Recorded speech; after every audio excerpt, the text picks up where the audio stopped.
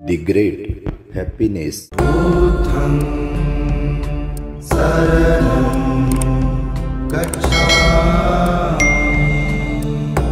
बहुतवित्तो पुरीसो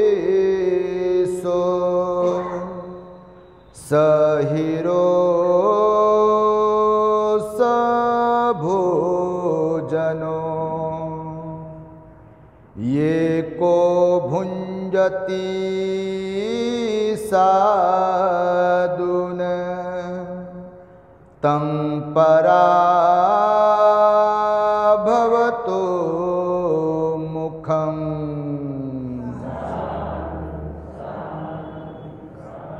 संपूर्ण विश्वाला ज्यांनी सुख शांती मानवता तथा दुःख मुक्तीचा आर्य संदेश दिला असे ते दुःख मुक्तीचे मार्गदाता दुःख मुक्त महामानव महान कारुणिक तथागत भगवान सम्यक संबुद्ध तथागतांनी आपल्या शुद्ध प्रज्ञेतून निर्मिलेला सद्धम्म आणि त्याच सद्धम्माचा गेली 2500 वर्षांपासून सातत्याने अहोरात्र प्रचार आणि प्रसार करणारा पूजनीय भिक्खू संघ या महान आणि सर्वश्रेष्ठ अशा त्रिरत्नांना प्रथमतः त्रिवार अभिवादन करतो, ज्यांच्या महान आणि असीम त्याग प्रभावामुळे आपल्याला जो हा अनमोल असा बुद्ध धम्म लाभला आणि ज्यांच्यामुळे आपल्याला हे एवढे मोठे वैभव प्राप्त झाले असे महान युग प्रवर्तक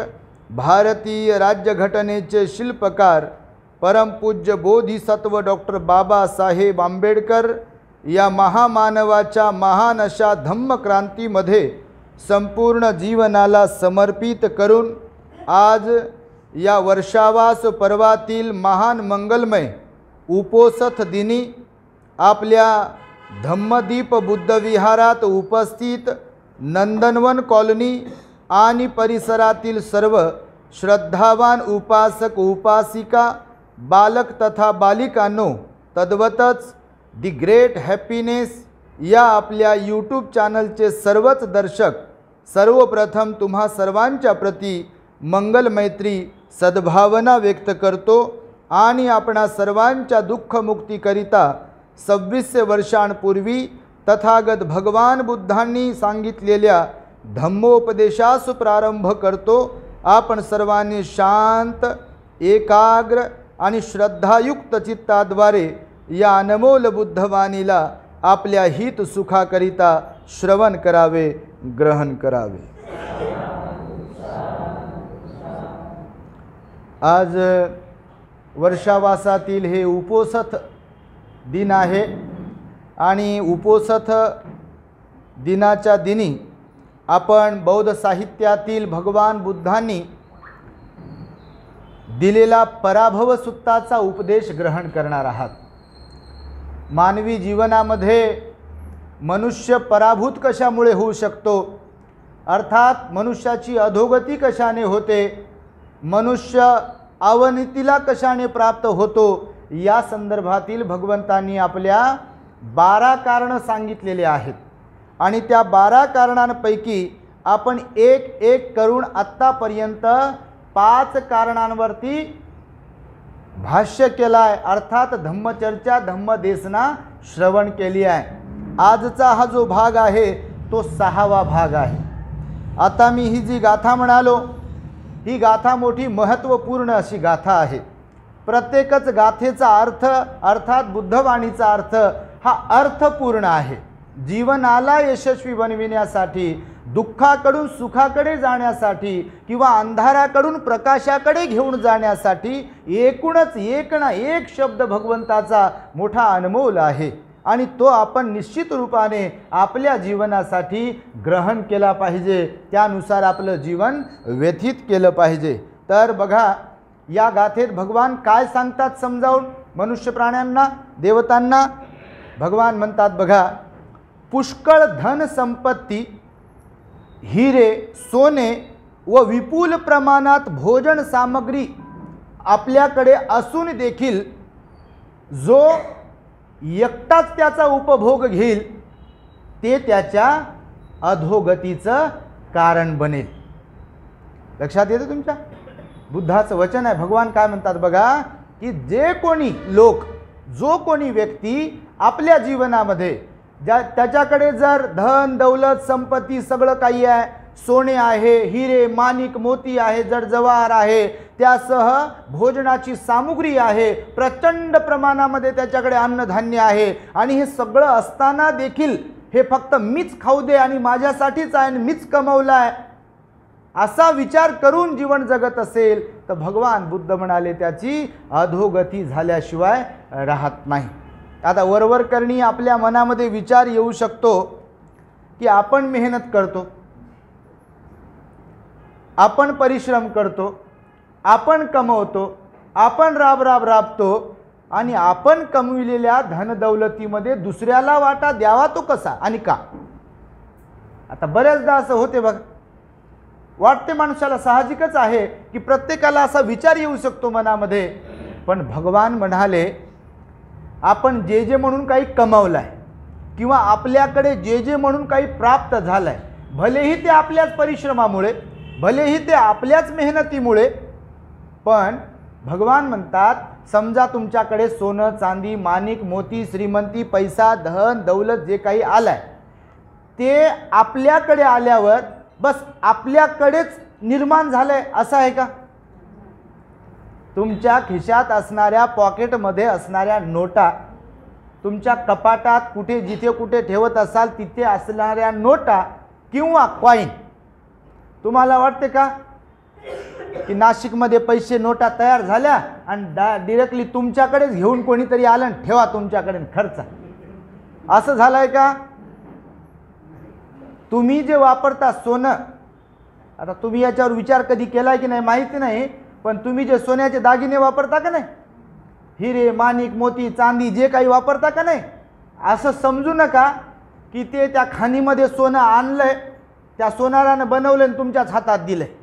तुम्ही सोनं मोडायला जाता का नाही? मोडता का नाही? चांदी मोडता का नाही? विकता का नाही? विकता ना.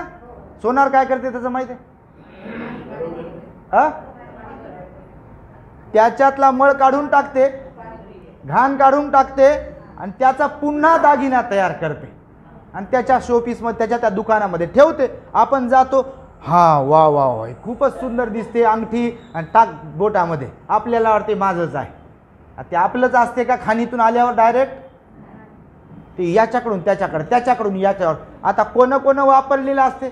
आता मरणाऱ्या लोकांकडचे असू शकते आपल्या गळ्यात, तुमच्या माहितीसाठी सांगतो.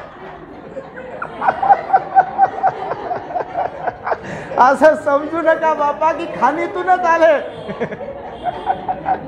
होत काहीच नाही, घाबरून नका जाऊ बापा, नाही तर हे द्या बा तुम्ही, मी काय वापरत नाही असं काही नका म्हणू, आणि मी काय तुम्हाला मागणार नाही, तो नवीन काही मागत नाही. आपण बस सांगतो तुम्हाला की आपल्याकडे जे जे म्हणून, आता नोटेचं आता मी तुम्हाला म्हणालो ना, नोट मळकटलेली असते.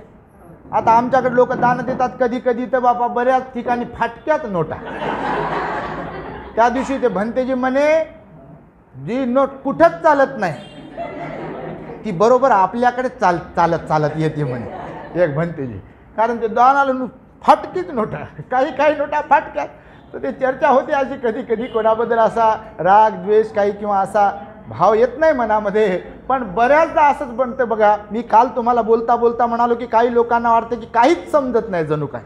मी म्हणतो भगवंतानं दान काय द्यावं कसं द्यावं ह्याची पण पद्धत शिकवली आहे तुम्हाला. मी बोलेल त्याच्याबद्दल. दानदात्यांच्याबद्दल सांगितली, 2-4 प्रकारचे 2-3 प्रकारचे दानदाते सांगितले मी तुम्हाला, बोललो असेल कधीतरी. दानदास दानपती ह्याच्याबद्दल बोललो आहे तुम्हाला. दान सहाय्य 3 प्रकारचे दानदाते आहेत म्हणाले भगवान बुद्ध लोकांमध्ये. तो वेगळा विषय सांगतो तुम्हाला याच्यासाठी की आपल्याकडे नोट आलेली ती मळकट असते. करकरीत नोट फार कमी वेळा येते आपल्याकडे बँकेतून. जी करकरीत असेल तर समजू शकतो थोड्या वेळासाठी की आपल्याकडेच आली, पण सांगता येत नाही की ती करकरीत आपल्याकडचीच आहे, आपल्याकडून अजूनही कोणाकडून आली असेल आपल्याकडे. त्याच्यावर लिहिलेलं असते नोटावरती बापा लय काय काय लिहिलेलं असते, मजकूरही लिहिलेला असते, आकडा लिहिलेला असते, पेन्सिलनं लिहिलेलं असते कधी कधी. तर मला सांगा मग ती नोट जरी आपल्याकडे आली, आपल्या परिश्रमातून मिळवली आपण, तर आपल्याकडेच प्राप्त झाली का ती आपल्याला? ह्याच्याकडून त्याच्याकडे, त्याच्याकडून याच्याकडे गेलेली आहे आणि तेव्हा आपल्यापर्यंत आलेली आहे. तसं प्रत्येकच. आता आहारावर येऊ, अन्नावर. आपण खातो ती ज्वारी, आपण खातो ती बाजरी, आपण खातो तो गहू. तुम्हाला वाटते का की बस आपल्याच शेतातला आणि आपणच खातो? तुम्ही बियाणं असलं आणता का नाही मार्केटमधून? फार कमी वेळा घरचंच बियाणं वापरतात, पण बहुतेक वेळा दुकानावरचं बियाणं वापरतात का नाही? मग ते बियाणं म्हणजे काय? तर ज्वारीचं बियाणं असेल तर ज्वारी आहे. आता ती ज्वारी कुठून कुठून आली असेल, कोणाच्या शेतातून, आपल्याला काय माहीत?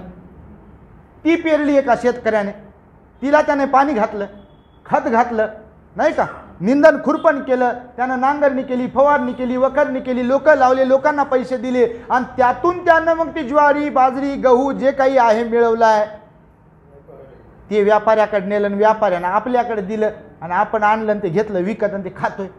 कोणाकोणाचा अधिकार आहे त्याच्यावर? त्याला आपल्यापर्यंत येण्यासाठी, त्या धान्याला, पिकाला आपल्यापर्यंत येण्यासाठी ज्यांनी ज्यांनी मेहनत घेतली त्या प्रत्येकाचा अधिकार आहे त्याच्यावर. माहिती तुम्हाला? आणि माणसांचाच नाही तर निसर्गाचा पण. ऑक्सिजन फुकट देते, मी नेहमी सांगतो. निसर्ग आपल्याला ऑक्सिजन फुकट देते का नाही?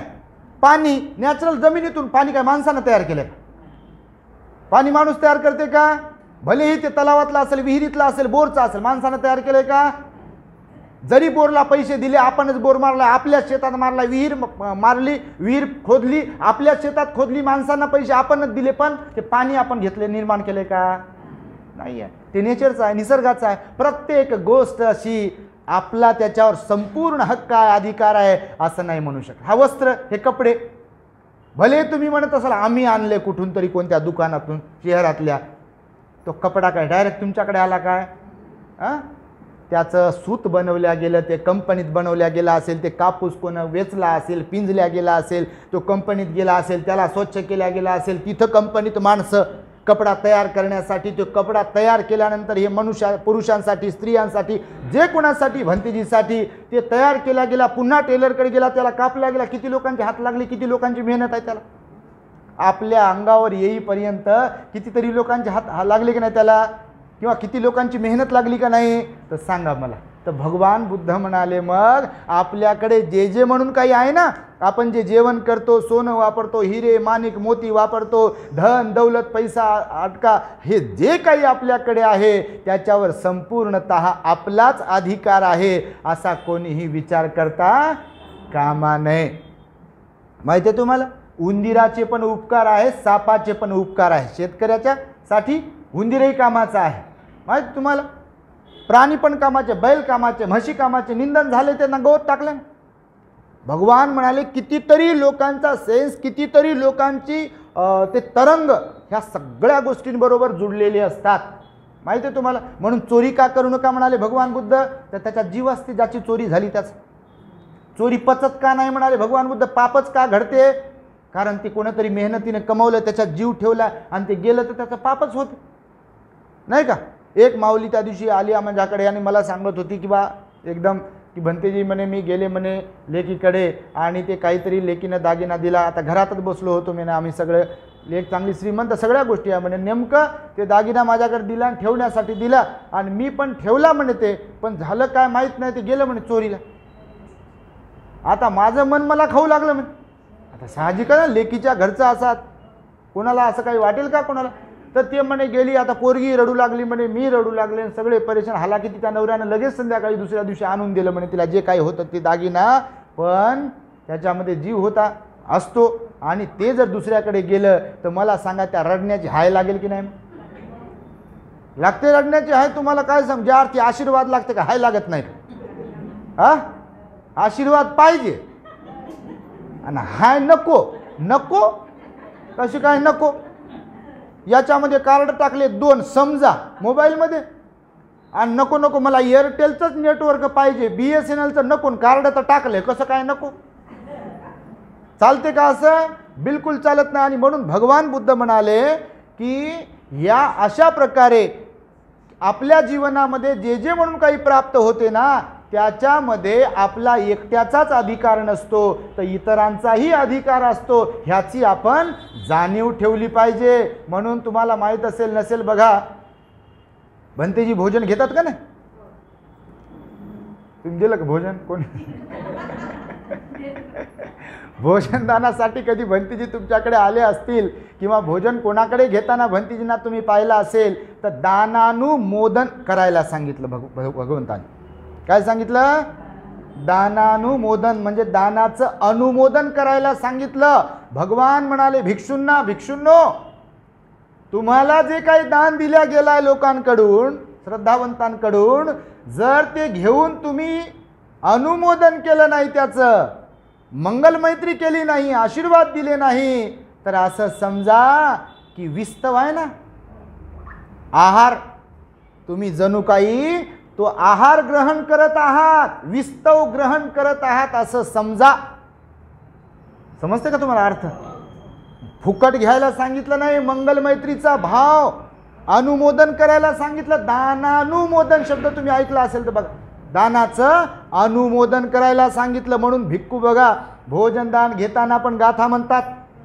घास भरण्याच्या अगोदर पटिसंका योनिसो पिंडपातं ही एक गाथा म्हणतात आणि नंतर सुद्धा तुम्हाला आशीर्वाद देतात, मंगलमैत्री देतात. छोटा का असे ना किंवा मोठा असेल तर आशीर्वाद देतात, त्याला दानानुमोदन म्हणतात. तर भगवंत म्हणाले की हे अशा प्रकारे आपल्याला जे काही मिळकत प्राप्त झाली तर त्याचं आपण अनुमोदन केलं पाहिजे. तुम्ही सुद्धा जेवण करताना ज्यांच्यामुळे माझ्यापर्यंत हे जेवण आलाय, ज्यांच्यामुळे माझी क्षुधा, ही जी काही भूक आहे ती शमत आहे, भागत आहे, त्या सगळ्यांच्या प्रती मी मंगलमैत्री करतो.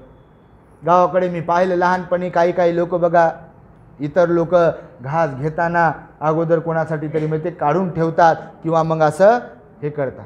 तर आम्ही पण तुम्ही कधी पाहिलं असेल तर भोजन झालं की मनातून मंगलमैत्री अशी केली, एवढी जरी केली तर मंगलमैत्री आहे, हे केलं पाहिजे आपण. असं कितीतरी काय चिवर, नवीन चिवर, नवीनच का रोज चिवर घेताना भगवान बुद्ध म्हणाले, गाथा म्हटली पाहिजे तुम्ही मनातल्या मनात.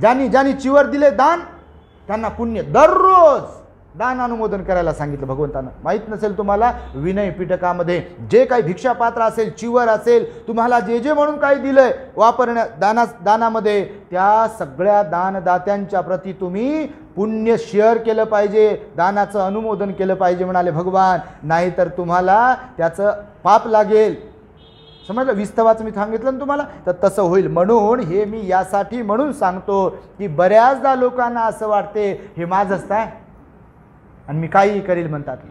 मी बऱ्याचदा माझ्या काही मित्र चिवरधारींना पण सांगतो जेवण करताना की तुम्हाला जेवढं खायचं आहे तेवढंच घ्या, ताटात उरवू नका.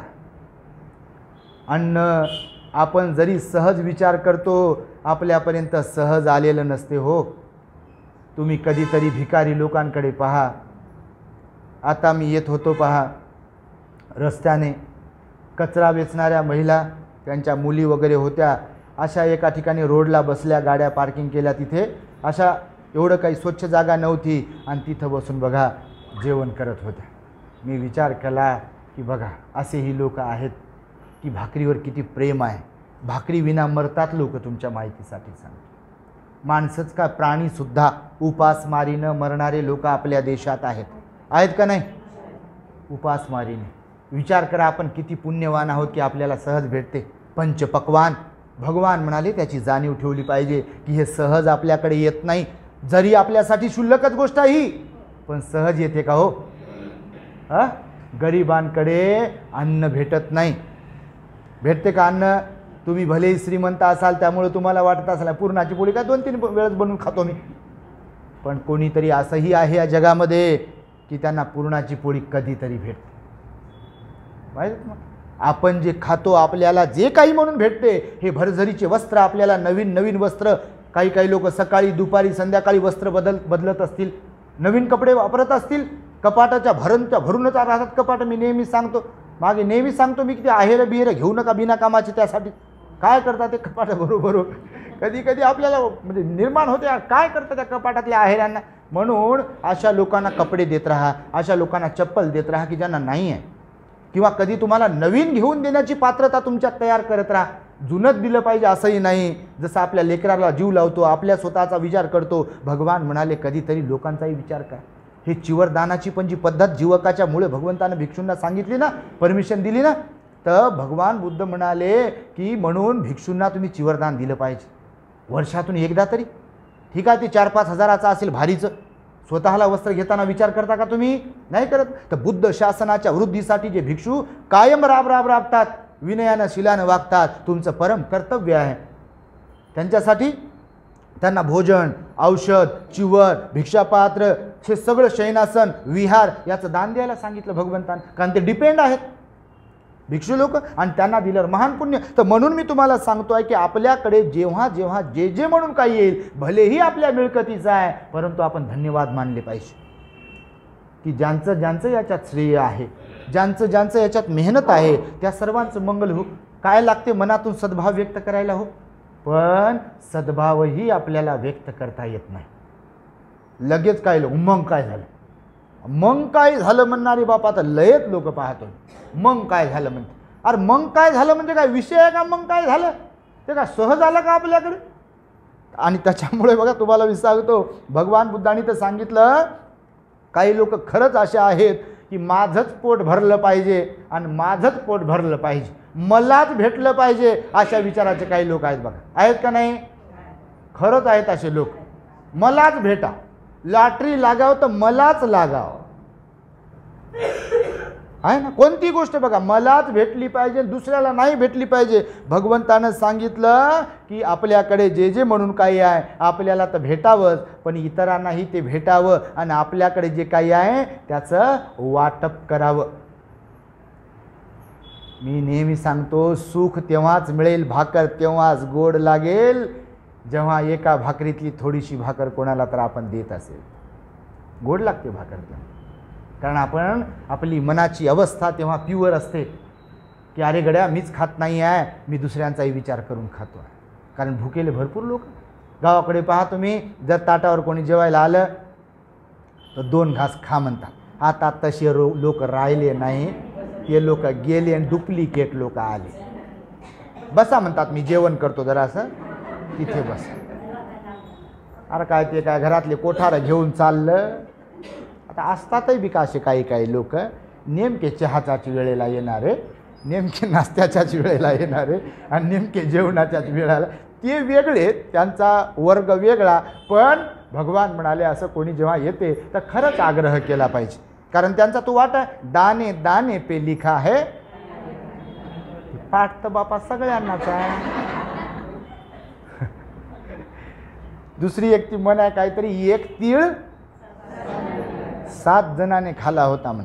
आता ते तिळाचं झाड लावून खाल्लं का एकच तीळ खाला, ती बाजू वेगळी, पण त्याच्यातून घेण्याचा जो काही उपदेश आहे तो म्हणजे असा आहे की बा आपण जे काय खातो ते इतरांना पण वाटलं पाहिजे, असा त्याचा अर्थ आहे. नाही का? गोडवा वाढते ना त्याच्यातला. खरंच एखादी आई जसं जेवण करताना आपल्या लेकराला याला एक घास, त्याला एक घास, त्याला एक घास देते, आणि ते लेकरं मग आनंदाने खात असेल, त्यांच्या चेहऱ्यावर हास्य फुललं की आईला पण वाटते अरे वा वा माझं बाळ खात आहे. आणि बाळ खात नाही तर इकडं परेशान, खातच नाही बापा, डॉक्टर काय करा काय करा. बघा तुम्ही, आनंद आहे का नाही? आनंद मिळतो, आणि तो आनंद तयार झाला पाहिजे, पण त्याच्यासाठी असावी लागते आपल्याकडे कारुण्याचा भाव.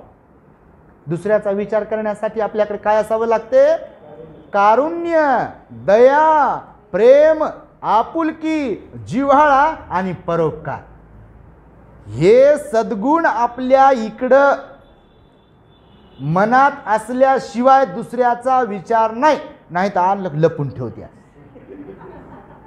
सोनं आहे का, माणिक आहे का, हिरे आहे का, मोती आहे का, काय आहे काय, आणि खरंच कायच असते असं? एवढं काय किमती असते? आणि सोनं कशाला कोण मागेल कोणाला? आता तर लोक आपट्याचा पाला देतात काही दिवसानंतर. येडे लोक. मी नेहमी मागच्या वर्षी सांगितलं की बा खरंच द्यायचं असेल तुम्हाला तर वाणीचं दुष्कर्म कशाला करता तुम्ही? गळ्यातलं काढून सोनं घ्या. देतील काय? आपट्याचा पाला देते, सोनं घ्या म्हणते, आणि दसऱ्याच्या दिवशीच पाया पडते फक्त. कोण शिकवलं, का शिकवलं हे असं? आपट्याचा पाला कुठं सोनं म्हणून वापरावं का?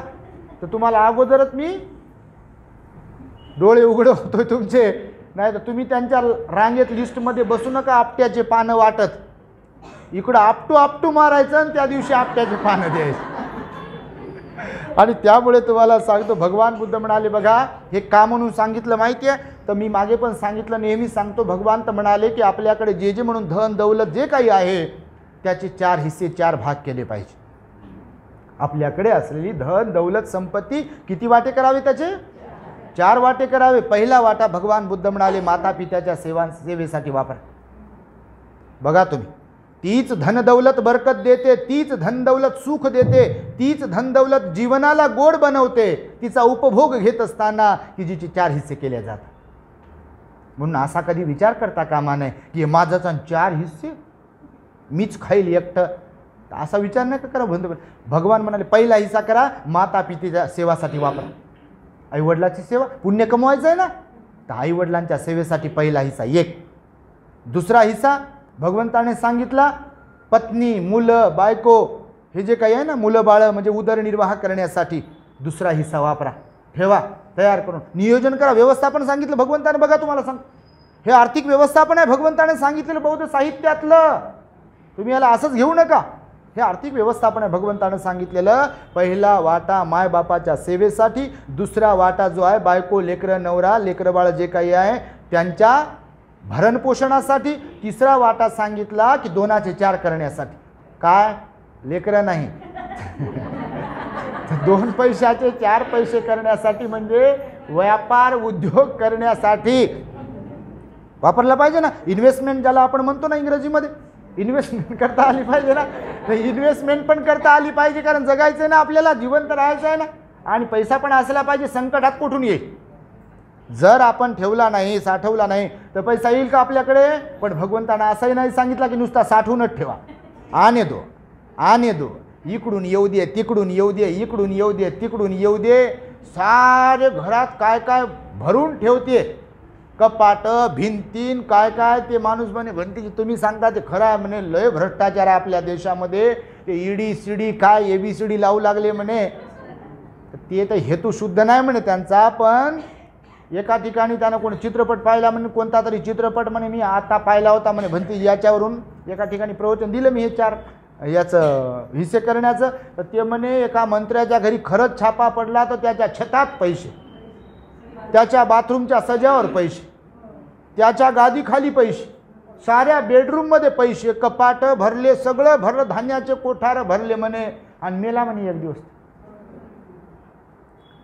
आहे का नाही. बघा तुम्ही, माणसाला कळत नाही, माणसं आंधळे असतात. डोळे असून भगवान म्हणाले लोक अंध असतात. आणि त्यामुळे भगवंताने सांगितलं पहिला हिस्सा वाटा माता पित्यांची सेवा, दुसरा वाटा जो आहे पत्नी मुलं बाळ जे काही आहे त्यांच्यासाठी, तिसरा उदरनिर्वाह करण्यास म्हणजे व्यापार वगैरे करण्यासाठी व्यवसाय करण्यासाठी, आणि चौथा जो आहे ते दान पुण्यामध्ये.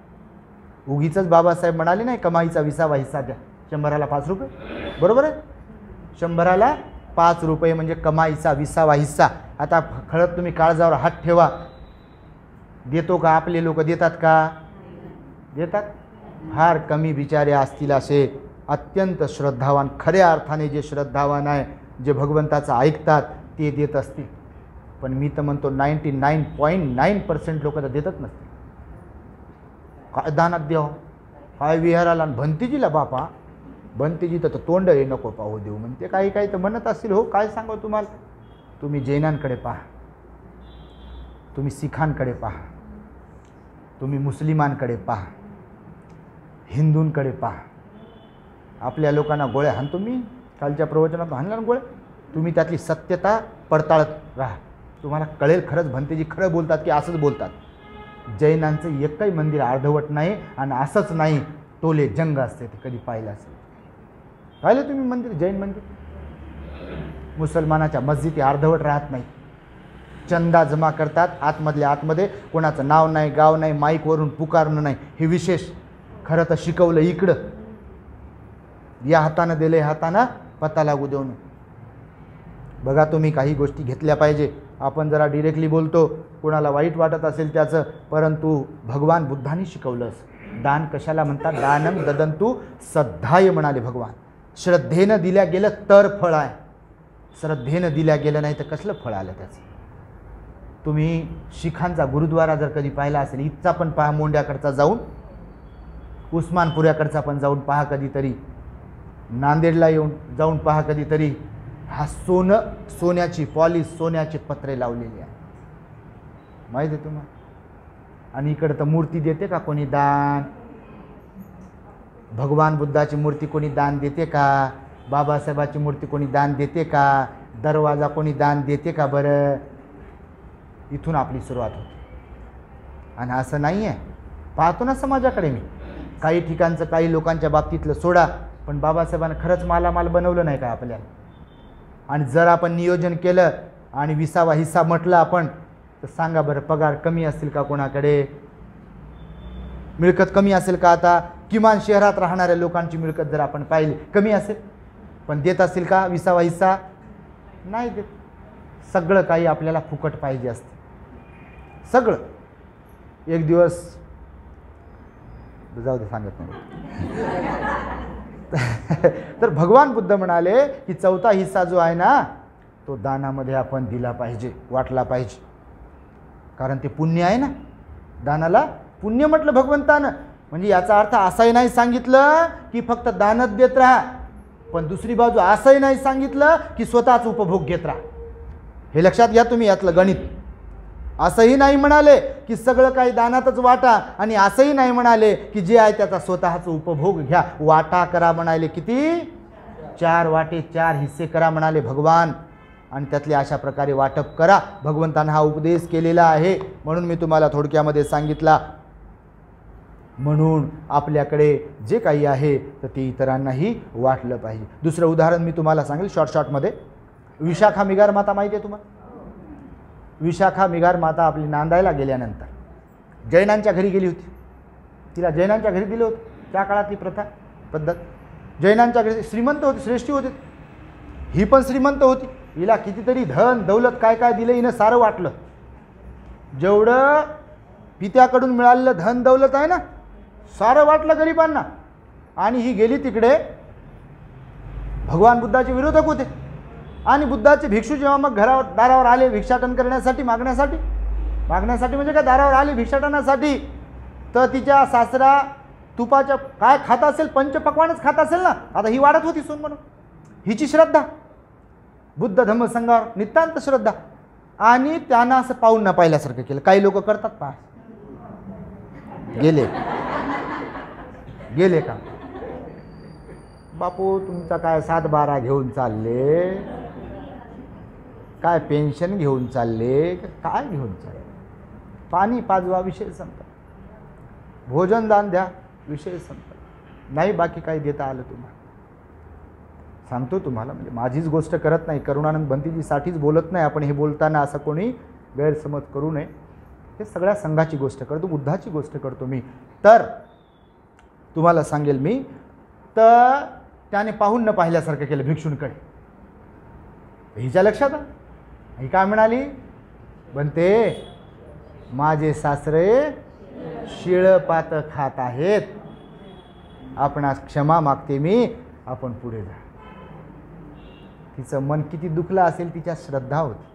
भिक्षूंमध्ये ती भाऊ पाहायची, भिक्षूंमध्ये ती वडील पाहायची.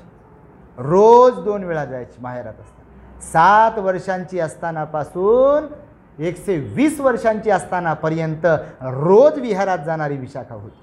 आणि विशेषतः म्हणजे एकटीच विहारात नाही जायची. तुम्ही लोक जात नाही एकटेच, एकटीच, वाईट नका वाटू, एकटीच नाही जायची. घरात तसं धार्मिक वातावरण तयार केलं तिने.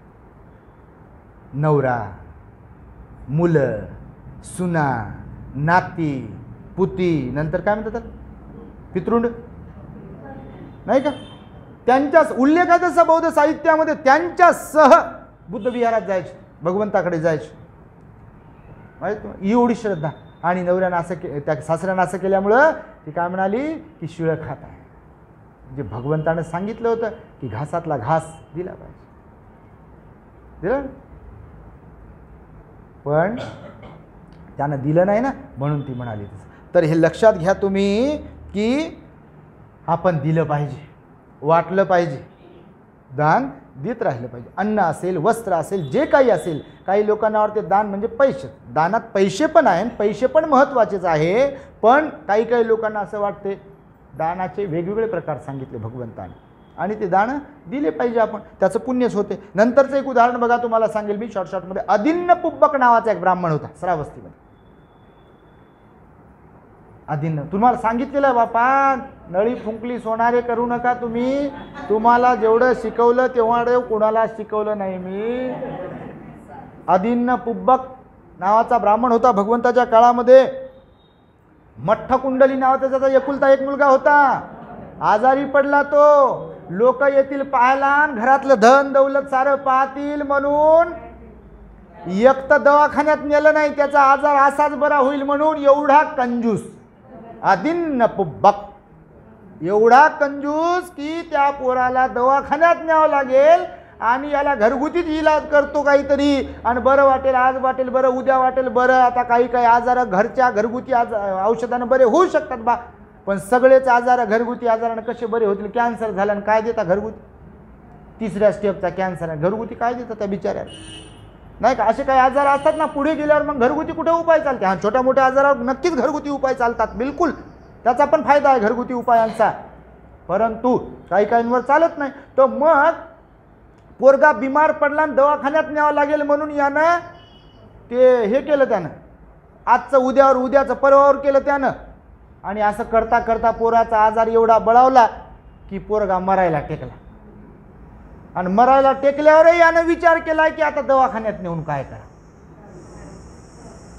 यानं त्या डॉक्टरला बोलवलं घरी शेवटी, आणि डॉक्टर म्हणाले वेळ निघून गेली, आता जाते वेळ निघून कधी कधी अशी जीवनामध्ये. मग यानं विचार केला की आता पाहुणे रावणे गावातले इकडचे तिकडचे लोक पाहायला येतील याला, आणि याला जर घरात ठेवलं बेडरूममध्ये तर लोक पाहतीलच बापा, एवढं सोनं एवढं चांदी. आता तेव्हाचा तो श्रीमंत, तो सावकार श्रेष्ठी होता ना, तर धन दौलत घरदार पाहून लोक म्हणतील, लोकांची नजर लागेल.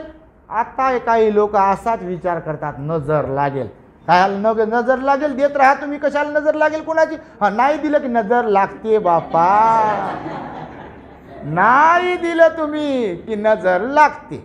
हे देह कोणाच्या उपयोगात नाही आणला की नजर लागते. समजते माझ्या बोलण्याचा तुम्हाला भावार्थ कळते ना? तिकडंच जाऊ नका, दुसरीकडे नाहीत.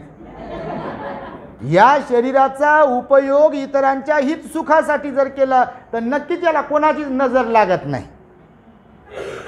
पण याचा उपयोग कोणाच्या हितासाठी सुखासाठी नाही केला की नजर लागते. तसंच धनाचं, श्रीमंतीचं, जेवणाचं पण आहे. लोक म्हणतात ताटावर कोणीतरी आलं होतं आणि पाहिलं, नजर लागली. अरे म्हणा ना तुम्ही 2 घास खा म्हणून. पहा तुम्ही कोणाला जेवण करा, पोट फुगलं म्हणते माझं, ते आले होते म्हणते, आणि कायच करा म्हणते, नजर लागली. अरे बापू तू म्हणायला पाहिजे होतं, माय तू म्हणायला पाहिजे होतं 2 घास खान खान खाच म्हणा, काय फरक पडते? जमत नाही तसं, लपू लपू ठेवते, लपू लपू ठेवते. आणि म्हणून भगवंताने सांगितलं की ते आदिन्न पुब्बक नावाच्या ब्राह्मणाचा जो मुलगा होता मठ्ठ कुंडली, तो बरामद्यामध्ये ठेवला त्यानं, ओसरीमध्ये, की लोक घरामध्ये येऊ नये, धन दौलत सगळं पाहू नये, नजर लागू नये कोणाची, कोणाच्या डोळ्यात भरू नये म्हणून. आणि ठेवलं तर ठेवलं नेमकं त्या ओसरीमध्ये. बाहेर ठेवल्यावर आपले भगवान बुद्ध महाकारुणिक, सर्वांचं पुण्य पाप जाणणारे सर्वज्ञ होते, नेमकं भिक्षा करण्यासाठी आले. भगवंतांना दिव्य दृष्टीने पाहिलं असेल याचं पुण्य आहे. कोणाचं? मठ्ठ कुंडलीचं, म्हणजे त्याच्या पोराचं. बापाचं नव्हतं पुण्य, पोराचं पुण्य होतं. भगवंत तिथून चालले. ह्याचा आजार एवढा बळावला होता की याला बोलता येत नव्हतं, काहीच करता येत नव्हतं, उठता येत नव्हतं, काहीच नाही. पण नजर तर होती. हे असं पडलं असेल, आजारी पडल्यावर माणूस असं पडला असेल, पण याच्या पडल्यावर याला हातही जोडता आले नाही. आजारी होतं ना माणूस आता, पण याच्या मनात भगवंत असे चालले ना, तर भगवंतावर नजर गेली याची. भगवंतानं जरी पाहिलं नसेल, पण भगवंत डोळे जरी बंद केली तरी दृष्टी सगळीकडे असते ना भगवंताची, महाकरुणा सद्गुण असतो. तर भगवंताला यानं पाहिलं, पुण्याचं. भगवंताला पाहिल्याबरोबर भगवंताच्या बद्दल श्रद्धा निर्माण झाली. ह्याला वाटलं भगवंताला हात जोडले पाहिजे, भगवंतानं मला आशीर्वाद दिला पाहिजे, भगवंताला मी वंदन केलं पाहिजे. असं कधी कधी होते वेळ निघून गेल्यावर. जसं लोक आजारी पडल्यावर इकडं जाय तिकडं जाय, हे कर ते कर करतात. भगवान म्हणाले भूक लागल्यावर, तहान लागल्यावर विहीर खोदण्याच्या अगोदरच पाण्याची जेवणाची व्यवस्था करा, म्हणजे परेशानी होणार नाही. पण लोकांना कळत नाही. सगळं काही जेव्हा असते व्यवस्थित तेव्हा आपल्या तोऱ्यात, आणि ठेच जेव्हा लागते की मग पाहते कोणीकडे जाऊ, त्याला हात जोडू का, त्याला हात जोडू का, अगरबत्तीचं लावू का, अजून कशाचं लावू का, बकऱ्याच्या पाया पडू का, कोंबड्याच्या पाया पडू का. वेळ निघून गेल्यावर उपयोग आहे का काही? काय उपयोग आहे वेळ निघून गेला? तुम्ही विचार करा, खरंच उपयोग आहे का? अरे जेव्हा हात पाय धन दौलत सगळ्या गोष्टींचा उपभोग घेऊ शकतो आपण, तेव्हा करा ना तुम्हाला जेवढं पुण्यकर्म करायचं आहे. आणि केलं पाहिजे. भगवंत म्हणाले त्यासाठीच तर देह प्राप्त झाला मनुष्याचा. दुर्लभो पुरीचा जाती कशासाठी म्हटलं भगवान बुद्ध? दुर्लभ आहे म्हणाले भगवान बुद्ध मनुष्याचा जन्म प्राप्त होणे. गाथा आहेत ना धम्मपदामध्ये, कितीतरी ठिकाणी उपदेश केला भगवंतानी. आणि म्हणून भगवंताची नजर गेली, तो मृत्युमुखी पडला, सुगतीला गेला. बौद्ध साहित्यात उल्लेख आहे, तुम्हाला मी सांगितलं, सुगतीला गेला तो. केवळ भगवंताच्या प्रती मरता मरता श्रद्धा निर्माण झाली. बुद्धाचं वचन आहे की जर कधी कोणी मरताना जरी त्याला म्हणून परित्राण वगैरे श्रीलंकेला थायलंडला मरताना परित्राण ऐकवतात. काल परवालाच मी एका ठिकाणी कुठेतरी सांगितलं बघा, की कालच परवालाच नगरमध्ये पाथर्डीला गेलो होतो काल, तर तिथं मी उपदेश केला की भगवंताचे 500 लोक होते असे भगवंताची शुश्रूषा करण्यासाठी, सेवा करण्यासाठी उपासक, स्वयंस्फूर्तीनं स्वयंसेवक होते ते. उठाठेव करणारे, विहाराची साफसफाई करणारे, भिक्षू निवासाची कुटीची साफसफाई करणारे, चिवरं वगैरे हे सगळं साफसफाई करणारे, झाडाला पाणी घालणारे विहार स्वतःहून 500. त्यांचा एक मोरक्या होता धार्मिक उपासक म्हणून, तो आजारी पडला मरताना. त्यानं त्याच्या 7 पोरीला आणि पोरांना सांगितलं की भगवंताला किंवा भिक्षू संघाला बोलवा, माझ्यासाठी परित्राण करायला सांगा, आता मी मरणार आहे. केला परित्राण, सुगतीला गेला तो. बुद्ध वचनात पावर आहे ना, काय मंत्रबिंत्र थोडी आहे. बुद्धाचा परित्राण करणं म्हणजे काय आहे? तर भगवंतानं जे उपदेश केले तो परित्राण आहे. बघा तुम्ही बौद्ध साहित्याचा अभ्यास करा, मंत्रबिंत्र नाही आहे. बुद्धाचं वचन मंत्र कसं असू शकतं? आणि खरं तर मंत्रच आहे ते. यांनी त्याचा अर्थ वेगळा काढला ह्या लोकांनी, म्हणून आपलं कन्फ्युजन होते. आणि तुम्हाला त्यासाठी म्हणून सांगतो की ते मठ्ठकुंडली जो आहे, बुद्धाचं दर्शन घेतलं त्यानं, शेवटी श्रद्धा उत्पन्न झाली आणि सुगतीला गेला. तर असेही लोक होते की त्याचा बाप कंजूस होता, धन दौलत वापरली नाही, गेला ना पोरगा. आणि मग काय करता सांगा तुम्ही? एक तर मुलाबाळांसाठी पण वापरली नाही आणि दानातही दिली नाही. तिसरं उदाहरण मी तुम्हाला सांगेल की भगवंताच्या काळातलं श्रावस्तीमध्येच घडलेलं. एक सावकार मरण पावला होता, तो निपुत्रिक होता. ऐकला असेल तुम्ही, निपुत्रिक, मूलबाळ नव्हतं, मरण पावला. एक दिवस दुपारच्या वेळेला प्रसेनजित राजा आपल्या रथात बसून भगवंताकडे आला. आता त्याचा येण्याचा वेळ असेल सकाळी संध्याकाळी, जसं आपला इकडे वेळ ठरला आता 4 वाजता, 3 ते 4 केले आपण, आमच्यावर लोड येऊ लागला म्हणून. तर भगवंताच्या काळात एक पद्धत असेल ना, वेळ असेल ना ठरलेली. प्रवचन, संध्याकाळचं प्रवचन, सकाळचं प्रवचन. काही लोक संध्याकाळी जात असतील, काही लोक सकाळी, काही लोक दोन्ही वेळेला जात असतील, काही लोक 3-3 वेळेला जात असतील. तर राजा, आता राजा पण जायचं ना प्रवचनाला, का राजा जायचं नाही म्हणता, राजा पण प्रवचनाला. रोज भगवंताचं दर्शन घ्यायला कोण जाणार नाही हो? श्रद्धा जर उत्पन्न झाल्या. हे एवढी मोठी गर्दी काय उगीच होते काय? रोजची रोज गर्दी होती. एवढी श्रद्धा असल्याशिवाय गर्दी होती का? एवढे नंदनवन कॉलनीत ते पण.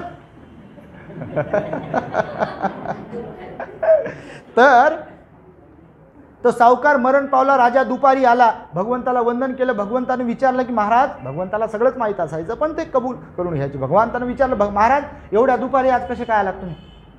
तर त्या राजाने सांगितलं प्रसेनजिताने, भगवान आपल्या नगरामध्ये एक सावकार राहत होता, निपुत्रिक होता, त्याला मूलबाळ नव्हतं. धन दौलत म्हणतात तर त्याच्याकडे 80 करोड रुपयाचे केवळ सुवर्ण नाणे होते. बाकीची स्थावर जंगम मालमत्ता तर विचारूच नका तुम्ही किती होती ते. तर त्याला कोणी नव्हतं मूलबाळ. तर त्याचं त्यावेळेचा नियम असेल, कायदा असेल, तर त्याची जी धन दौलत जे काही आहे ना, तर ते जप्त केल्या जाईल. म्हणजे राजाकडे, राजदरबारात जायचे ना, राजाच्या तिजोरीमध्ये जायची ती, त्यावेळेचा नियम होता. तर ते जमा करण्यासाठी, हिशोब लावण्यासाठी आम्ही तिकडे गेलो होतो भगवान, आणि आता आलो. तर भगवान, माझ्या मनात एक प्रश्न आला की त्याच्याबद्दल तुम्ही जर विचाराल मला, त्या सावकाराबद्दल, तर तो एवढा कंजूस होता की त्याचा रथ जीर्ण जीर्ण होता, त्याचे घोडे असे सडपातळ होते, एक कापड कुजलेलं त्या छतावर, रथाच्या छतावरती होतं. त्याचं जेवण म्हणाल तर आंबील, साधं जेवण, एकदम निकृष्ट. त्याचे वस्त्र म्हणाल तर एकच वस्त्र कितीतरी वर्षापासून ते वापरत. आजही काही काही लोक मी लहानपणी पाहिले ना, आता पाहतो बापा, साऱ्या दुनियेची कंजूशी जणू काय अशी ठासून भरली कोणात. भगवान म्हणाले, बिलकुल नियोजन केलं पाहिजे 2चे 4 करण्यासाठी, 2 रुपयाचे 4 रुपये करण्यासाठी व्यवस्थापन केलं पाहिजे, पण कंजूशी नाही केली पाहिजे म्हणाले भगवान. कंजूशी वेगळी आणि नियोजन वेगळं. लक्षात येत तुमच्या? आणि भगवान बुद्ध म्हणाले असे लोक, याच्या लोकांकडे धन असलं काय नसलं काय काही उपयोग नाही. भगवान बुद्ध त्या सावकाराबद्दल असे बोलले की काय उपयोग झाला त्याचा. दूर जंगलामध्ये असलेल्या तलावासारखं त्याचं धन होतं म्हणाले भगवान. त्याचा कोणीच उपभोग घेऊ शकत नाही, माणसाच्या उपयोगात येऊ शकत नाही ना. जर गावाजवळ तलाव असेल तर माणसं त्याचा वापर करू शकतात. आणि म्हणून हे अशा प्रकारच्या घटना आहेत बघा. आणि म्हणून भगवान बुद्धाने सांगितलं आज आपल्याकडे जे काही आहे उद्या ते दुसऱ्याचं होणार आहे याची किंवा नेहमी जाणीव ठेवा. जे आज आपल्याकडे खरंच आहे ना, नेहमी सांगतो तुम्हाला. ते एक कवाली आहे बघा, तुम्ही ऐकली असेल तर. तू लाख हिफाजत कर ले, तू लाख करे रखवाली, अरे उड़ जाएगा एक दिन पंछी रहेगा पिंजरा खाली. आहे ना? काय म्हणा आहे खरं आहे का नाही बघा ना. प्रल्हाद शिंदेचं गाणं आहे हे, लहानपणी मी ऐकलं होतं.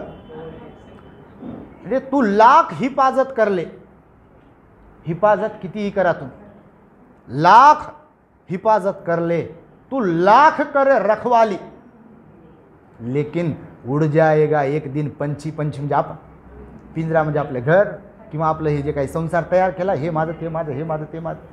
उड़ जाएगा एक दिन पंछी रहेगा पिंजरा खाली, पिंजरा खाली, पिंजरा खाली, पिंजरा खाली, पिंजरा खाली. असं सत्य आहे ना हे बुद्धाचं वचन आहे हो. काही गाण्यांमध्ये काही काव्यांमध्ये बुद्धाचं वचन टाकलेलं आहे. आता हे मोटिवेशनल सॉन्ग आहेत असे काही काही. भगवान बुद्धांनी सांगितलेलं आहे की जीवनामध्ये असंच होतं प्रत्येकाच्या, सगळं काही इथेच राहते आणि आपण निघून जातो. म्हणून आपल्याकडे जे जे म्हणून काही आहे ना ते वाटायला शिका. भगवान म्हणाले की सुख वाटणारे लोक सुखानेच मरतात. आता बघा तुम्हाला थोडंसं सांगतो शॉर्टमध्ये. सुख वाटत वाटत जगणारे जे लोक असतात ना, कोणत्याही पद्धतीने, याने सुख वाटता येते. हे काय सुखच नाही तर काय? घरून कोणत्या कोणत्या मानसिकतेतून येत असाल तुम्ही, खरोखरच इथे घंटाभर बसून तुम्हाला वाटत असेल अरे वा हे जीवन आहे. एवढ्या वेळासाठी का होईना पण मानसिकता तुमची बदलत आहे ना. प्रफुल्लित चेहरे दिसतात ना सगळ्यांचे बघा तुम्ही. मी नेहमी सांगतो इथंच दिसते, इथलं काय ते इथंच दिसते. तुम्हीच सोबत येताना बघा कोणी रडून सांगितलं असेल काय करा बाई सकाळी घरी असंच झालं तसंच झालं काय काय झालं. इथं पहा बरं, आता चेहरा बदलला का नाही. तुम्ही एकामेकांच्या सोबत आले असाल तर तेव्हाचा चेहरा आठवा. म्हणजे आता 1 तासापूर्वीची गोष्ट करतोय मी आणि आताचा चेहरा पहा, फुलला की नाही, खुलला का नाही. ही बुद्धवाणीत पावर आहे. आणि त्यामुळे भगवान बुद्ध म्हणाले जे सुख वाटत वाटत जातात, भलेही त्यांना वेगवेगळ्या कर्माचा परिणाम भोगावा लागेल, पण जे सुख वाटत वाटत जीवन जगतात, गृहस्थ असो कोणी असो, सुखानेच मरतात. पश्चातापाचा मृत्यू त्यांच्या वाट्याला येत नाही. कसा येईल पश्चातापाचा? काय पश्चाताप आहे? काय आहे पश्चाताप? बुद्धाचं एक वचन जर समजलं की इथे आपलं काहीच नाही आणि खरंच ते डोक्यात ठेवलं, सुखाने मरतो आपण. मरना तो एक दिन है. करुणानंद भंते जी जाएंगे, आप जाएंगे, सब लोग जाएंगे, यहाँ पर कोई नहीं रहेगा. यहाँ पर विहार यही रहेगा, भगवान की मूर्त यही रहेगी, ये चेयर भी रहेगी, टेबल भी रहेगा, माइक भी रहेगा, सब कुछ जो भी है यही रहेगा, जाएंगे तो हम. असं म्हणू नका बापा भंतेजी. अरे हे सत्यच आहे हो. आपण म्हणालो म्हणून काय, नाही म्हणालो पण काय, खोटं आहे का हे? आणि कितीतरी गेले ना आपल्यात, गेले नाही का? गेले. कोणाचा कधी नंबर लागेल सांगता येत नाही. आणि म्हणून भगवान म्हणाले आपण या जीवनामध्ये आल्यानंतर बघा, मनुष्य प्राणी असा आहे की त्याच्यात प्रचंड ऊर्जा असते. बघा तुम्हाला छोट्या छोट्या गोष्टी सांगतो सत्य शेवटी. मनुष्य प्राणी असा आहे की त्याच्याकडे प्रचंड ऊर्जा असते. त्या ऊर्जेचा वापर लोकांच्या हित सुखासाठी त्याने केला पाहिजे. लोक म्हणते भंतेजी तुम्ही भोजन करत नाही, काही नाही जास्त. मी एवढं खरंच पहा ना, 2-3 प्रवचन, 2-4 प्रवचन, इकडं तिकडं इकडं तिकडं. ही धम्माची ऊर्जा आहे, ही संपणार नाही. ही धम्माची ऊर्जा आहे, बुद्धाची ऊर्जा, संघाची ऊर्जा, चिवरची ऊर्जा आहे. काय संपेल ही? आणि संपलं तरी एक दिवस काय जाईल. करुणानंद भंते जी या कोई भिक्खू अगर है पुण्यवान, अगर धम्मदान करते करते चला जाएगा ना, वो कभी मर नहीं सकता. कैसे मरेगा? ये द ग्रेट हॅपीनेस चॅनल यही रहेगा, यही रे. कोणी लोकांना नाचायला शिकवेल, कोणी लोकांना बिघडवण्याचं काहीतरी सांगेल टी व्हीतून कशातून, त्यानं तर लोक ते मेल्यावरही बिघडवत राहतील, त्याचं तर पापकर्म सुरू राहील. ये तो पुण्य कर्म जिंदा होते हुए भी हो रहा है और मेरे मरने के बाद भी पुण्य कर्म होता रहेगा और मेरे निब्बान प्राप्ति तक ये पुण्य कर्म मुझे सपोर्ट करता रहेगा. क्योंकि सब दान धम्म दानं जिनाती है, धम्म का दान हे सबसे बड़ा दान है, बुद्ध का वचन है. आणि त्यामुळे मी तुम्हाला सांगतो, भगवान बुद्ध म्हणाले मनुष्याकडे प्रचंड ऊर्जा असते, त्याचा वापर त्याने स्वतःच्या हितसुखासह इतरांच्या हितसुखासाठी केला पाहिजे. मनुष्य प्राणी प्रचंड बुद्धिमान आहे, त्याच्याकडे दुसरा सद्गुण आहे, कोणता? ऊर्जेनंतर बुद्धिमत्ता. प्रचंड बुद्धिमान आहे मनुष्य प्राणी, त्याने त्या बुद्धिमत्तेचा वापर स्वतःच्या हितसुखासाठी आणि इतरांच्या हितसुखासाठी केला पाहिजे. केवळ स्वतःच्याच नाही तर इतरांच्याही हितसुखासाठी केला पाहिजे. तिसरी गोष्ट सांगितली, मनुष्यामध्ये अशी क्षमता आहे, मनुष्यामध्ये एवढी क्षमता आहे की जी हत्तीमध्ये नाही आहे. जरी हत्ती बलवान असला, डायनासॉरमध्ये नाही आहे, तेवढी क्षमता मनुष्यामध्ये आहे. या जगातील कोणताही कितीही मोठा प्राणी असेल, त्याच्यामध्ये जी क्षमता आहे त्याच्या हजारो लाखो पटीने जास्त क्षमता मनुष्याकडे आहे. म्हणून तर बुद्ध म्हणतात की मनुष्याचा जन्म दुर्लभ आहे, मनुष्यच निर्वाणाला प्राप्त करू शकतो, पशु पक्षी प्राणी नाही. हे लक्षात ठेवा. किती क्षमता आहे मनुष्याकडे? एका बुद्धाकडे किती क्षमता होती, तेही मनुष्यच होते. किती क्षमता होती? आज 2600 वर्ष पूर्ण झाले. त्या काळात जेवढे लोक बुद्धाला शरण आले असतील ना, त्याच्या कितीतरी पटीनं जास्त लोक आजही बुद्धाला शरण येत आहेत आणि येत राहतील. ही क्षमता आहे मनुष्याकडे. जर ठरवलं ह्या 3 गोष्टी मनुष्याकडे, त्याचा उपयोग स्वतःसह पात्र आपल्याला इतरांच्यासाठी करता आला पाहिजे. म्हणून आपल्याकडे जे जे म्हणून काही आहे त्याचा वापर फक्त केवळ स्वतःसाठीच न करता इतरांच्यासाठी सुद्धा करता आला पाहिजे. शेवटचं मी आपणास सांगेल की आपल्याकडे असते वेळ. आपल्याकडे काय असते? वेळ असतो. आपल्याकडे असते संपत्ती, आपल्याकडे असते धन, TTT ह्याला म्हणतात. टाइम, ट्रेझर आणि टॅलेंट. नेहमी सांगत आहे मी, याच्यावरती प्रवचन दिलेलं आहे. TTT आहे सर हे, माहीत तुम्हाला? ट्रेझर पैसा, ज्ञान टॅलेंट, वेळ टाईम, 3 T. ह्या 3 T प्रत्येकाकडे आहेत. त्याचा सदुपयोग केला पाहिजे, आपल्यासाठी पण इतरांच्यासाठी पण. जमलं पाहिजे हे भगवान बुद्ध म्हणाले. आणि म्हणून मी शेवटी सांगतो तुम्हाला, फक्त साठवत राहाल. शेवटचा पॉईंट, फक्त साठवत राहाल तर ते एक दिवस सडून जाईल. ते काहीही असो, साठवतच राहाल तर ते सडून जाईल. वाटत राहाल तर ते वाढत जाईल. एका मेणबत्तीने कितीतरी मेणबत्त्या पेटतील, त्या ज्या मेणबत्तीने पेटवतो तिचा उजेड कमी होत नाही. भगवान बुद्ध म्हणाले, म्हणून जर आपण साठवत राहिलो तर त्याच्यापासून दुःखच उत्पन्न होते. भंतेजी काय केलं नाही पोरासाठी, भंतेजी काय केलं नाही यांच्यासाठी, सडलं ते. याला सडणं म्हणतात, कारण दुःख उत्पन्न करते ना, तर सडणं आहे.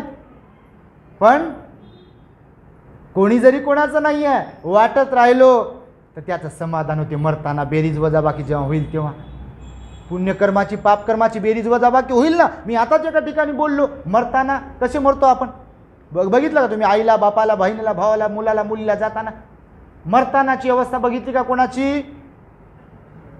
तुम्ही बघितली असेल तर बघा, लोक डोळे खोरून, डोळे फाडून, हातपाय खोरून मरतात. नेहमी सांगतो मी, खाटेवरचं खाली, खालचं खाटेवर, धान्यात च्याब्या, दूध, मुलीचा चेहरा, मुलाचा चेहरा. मरण्याची इच्छा असते पण मरत नाही. का होते असं? याच्यात अंधश्रद्धा नाही, बुद्धाचं वचन आहे. दुसरी गती, प्रतिसंधी तिथं उत्पन्न होते आपल्या गतीची. माहिती तुम्हाला? प्रतिसंधी विज्ञान म्हटलं त्याला. मरताना आपली उत्पत्ती कुठे होणार आहे ते? पंच उपादान खंदा दुःखा. भगवंताचं वचन आहे. आता ज्यांना हे नसेल त्यांची गोष्ट वेगळी, पण तुम्हाला सांगतोय. पंच उपादान खंदा दुःखा म्हणाले भगवान बुद्ध, ते पुन्हा उत्पन्न करते. काय इथंच सगळं संपलं की काय? कसं संपेल? 31 योनीचा जिक्र केला मी तुम्हाला बोललो ना. समजते तुम्हाला? म्हणून जरी हे सगळं काही कमवलंय, मरताना 99.99% लोक दुःखानंच मरतात. अश्रू, फेस, ह्या सगळ्या गोष्टी, तडपणं, प्रचंड वेदना, असं काही काही डोक्यावर परिणाम झाला म्हणतात लोक. कोणीतरी बोलवत आहे, EM वगैरे त्याला नावं दिले, EM बीम नसते कोणी, पण प्रतिसंधी विज्ञान उत्पन्न होते आणि त्याला तिथं कळते आपण कोणीकडे चाललो. तुमच्या माहितीसाठी सांगतो, बुद्धाने हे शिकवलं, पण ती अनुभूती त्यालाच येते जेव्हा मरणार असतं. तर लोक म्हणतील आपल्याला कसं कळत नाही, मरायला टेकल्यावर कळेल आपल्याला. आता त्याच्यासाठी काय मरून पाव. भगवान म्हणाले, एकाने विचारलं विष कसं राहते? विष कसं राहते? घ्या जिभीवर ठेवा आणि पहा की कसं विष राहते. पुस्तक लिहिल्यावर विष कळेल का कसं राहते ते? म्हणजे प्रत्येकच गोष्ट अशी समजूनच सांगा म्हणे यांना. कशी समजून सांगा? हे म्हणते रिद्धी असते का? भगवंतानं सांगितलं त्यानं जा पुढं पुढं ध्यानाच्या मार्गाने, समजेल तुम्हाला की आहे की नाही. सगळ्याच गोष्टी बुद्धीच्याच स्तरावर कशा कळतील? अनुभवाच्या गोष्टी आहेत ना. ध्यान करणाऱ्याला विचारा ध्यानाचा फायदा आहे की नाही. दान देणाऱ्याला विचारा दानाचं फळ आहे की नाही, त्याचा फायदा आहे का नाही. भोजन दान देणाऱ्याला विचारा त्या दानाचं फळ मिळते की नाही. ते जे देतच नसतील, जे करतच नसतील, आणि ते मी इथंच राहतो आणि मी काय करत नाही, मला हे प्रूव्ह करून दाखवा. काय प्रूव्ह करून? कोण आहेत बापू तू प्रूव्ह करून दाखवा? जाय ना तिकडे. मी तर इग्नोर मारतो काही लोकांना. खरंच इग्नोर मारलं पाहिजे अशा लोकांना. बुद्ध म्हणाले मूर्ख लोकांना इग्नोर मारा. मिथ्या दृष्टीवाले लोक जे आहेत त्यांना इग्नोर मारा म्हणाले भगवान. त्यांच्या काय नादी लागता म्हणाले, ते तुम्हालाच मूर्ख बनवायला बसले. आणि खरंच बघा, तुम्हाला कधी असे प्रसंग येत असतील काही ठिकाणी, काही वेळेस काही लोकांकडून, ते आपल्याला वेड्यात काढायला बसले. ते तुम्हाला तर काहीच समजत नाही. म्हणजे याचा अर्थ त्यालाच काही समजत नाही. आपण चांगलं करत असेल, चांगलं वागत असेल, आणि कोणी जर म्हणत असेल की तुला काही समजत नाही, तिथं समजून घ्या, काहीच बोलू नका. समजून घ्या. काय समजून घ्यायचं? हेच कामातून गेलेलं आहे, त्याच्या डोक्यावर परिणाम झाला आहे, मिथ्या दृष्टीवाला आहे, आणि आपल्याला नाव ठेवतो. त्याच्याबद्दल काही घृणा बिना करायची नाही, काही नाही. समजून घ्यायचं हे कामातून गेलं, घृणा वगैरे करायची नाही. तर म्हणून तुम्हाला हे शेवटचा पॉईंट सांगितला की वाटायला शिका, द्यायला शिका.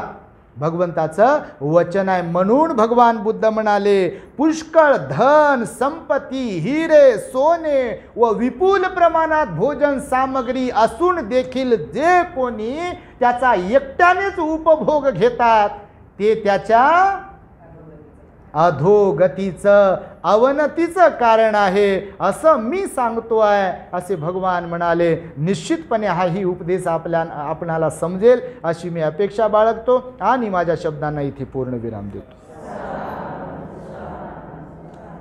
भवतो सब मंगलम रक्षन्तु सब देवता सब बुद्धानुभावेन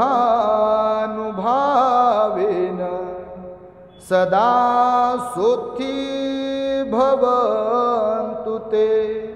भवतु सब मंगलं रक्षन्तु सब देवता सब धम्मानुभावेन सदा सुखी भवन्तु ते. भवतु सब मंगलं रक्षन्तु सब देवता सब संघानुभावेन सदा सुखी भवन्तु ते.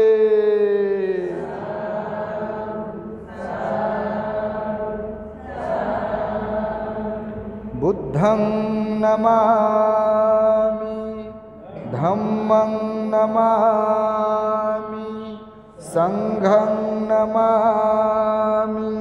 The great happiness. बुद्धं शरणं गच्छामि.